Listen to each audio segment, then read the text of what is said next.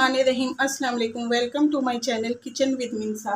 जी viewers, ये ऐसा वैसा शरबत नहीं है बल्कि रोज़ेदारों की सेहत के ख़जानों का अनमोल तोहफ़ा है। ये शरबत ना कस्टर्ड पाउडर इसमें डाला है और ना ही कॉर्नफ्लोर डाला है। बस एक चीज़ ऐसी इसमें डालेंगे आज जो कि ये बनाएगा रोज़ेदारों के लिए बहुत ही ज़्यादा ताकतवर और रोज़ेदारों की तबीयत खुश कर देने वाला ये शरबत है। पूरे दिन की रोज़े की थकावट और कमज़ोरी हो जाती है वो एक गिलास पीते ही हो जाएगी मिनटों में दूर। ठंडा ठंडा सा मज़ेदार सा ये शरबत बहुत ही फ़ायदेमंद है रोज़ेदारों के लिए।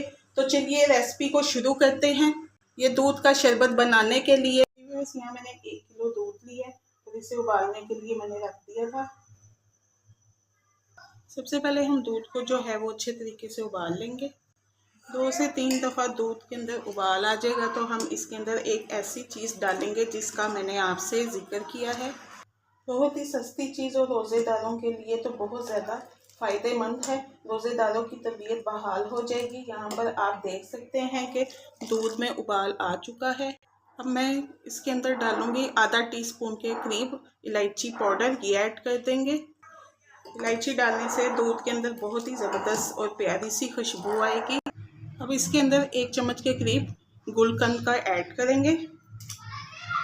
सस्ती और बेहतरीन चीज़ है रोज़ेदारों के लिए। ये गुलकंद गुलाब की पत्तियों से बनाया जाता है। ये आसानी पंसार की दुकान से मिल जाता है। अब हम थोड़े से कटे हुए बादाम और पिस्ते हस्बे ज़रूरत ऐड कर देंगे। आप चाहें तो डाल लें, नहीं तो आप स्किप भी कर सकते हैं इसको, लेकिन ये सेहत के लिए बहुत ही फ़ायदेमंद होते हैं। गुलकंद हमारे शरबत को बहुत ही ज़्यादा हेल्दी बनाता है। इसके इस्तेमाल से मैदे में जो जलन होती है और जो पूरे दिन की कमज़ोरी थकावट और सुस्ती हो जाती है तबीयत में, वो सब दूर हो जाती है। ये बहुत ज़्यादा हेल्दी रहता है। तो यहाँ पर दूध को अच्छी तरह से 10 मिनट तक हमने पकाते जाना है। 10 मिनट के लिए हमने इसको अच्छे तरीके से पका लिया। अब हम इसके अंदर टेस्ट के हिसाब से 2 चम्मच के करीब चीनी ऐड करेंगे। आप चाहें तो ना भी डालें तो चाहें तो अपनी मर्ज़ी से टेस्ट के अकॉर्डिंग इसके अंदर चीनी का इस्तेमाल कर सकते हैं, क्योंकि गुलकंद में भी मिठास होती है। तकरीबन 2 टेबलस्पून चीनी डाली है मैंने इसमें। तो अब इसको अच्छी तरह से हम मिक्स करेंगे।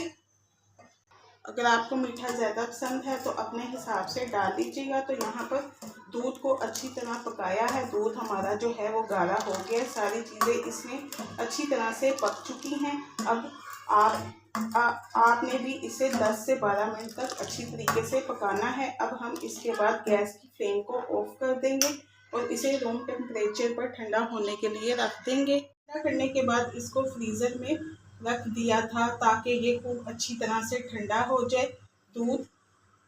अब आप इसमें कोई भी अपनी पसंद का शरबत ऐड कर सकते हैं। मैं इसके अंदर रूह अफ़ज़ा ऐड करूँगी। अगर आपके पास सब्ज़ कलर का या जिस भी कलर का शरबत पड़ा हो वो आप इसके अंदर ऐड कर सकते हैं। बहुत ही खूबसूरत कलर आ चुका है। अब इसको हेल्दी बनाने के लिए इसमें डालूँगी तुखे मलंगा। ये ऐड कर देंगे। ये 1 टेबलस्पून के करीब है। इसको 10 मिनट पहले मैंने भिगो के रख दिया था और ये फूलकर कितने सारे हो गए हैं।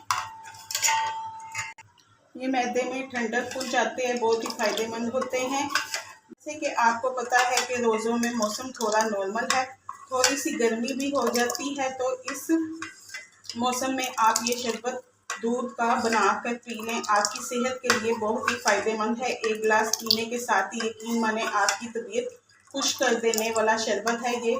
इसको पीने से जिस्म में चुस्ती आ जाती है। आप इसको सहरी में भी बनाकर पी सकते हैं या अफ्तार में भी बनाकर पीजिएगा। बहुत ही हेल्दी और फ़ायदेमंद शरबत है। अब इसे और भी मज़ेदार बनाने के लिए हम इसके अंदर आइस क्यूब का इस्तेमाल कर रही हूँ, जिससे पीने में बहुत ही मज़ा आएगा। बच्चे बड़े और आपके घर में जितने भी बुजुर्ग हैं मज़े ले लेकर पिएंगे। तो यहाँ देखिए इसको अच्छी तरह से मिला लेंगे। इतना ठंडा ठंडा और मज़ेदार बनकर तैयार हुआ था। आप चाहें तो इसमें जेली या और कुछ चीज़ें भी शामिल कर सकते हैं, लेकिन मैंने बहुत ही इजी मेथड आप लोगों के साथ शेयर किया है। तो चलिए इसको सर्व कर लेते हैं।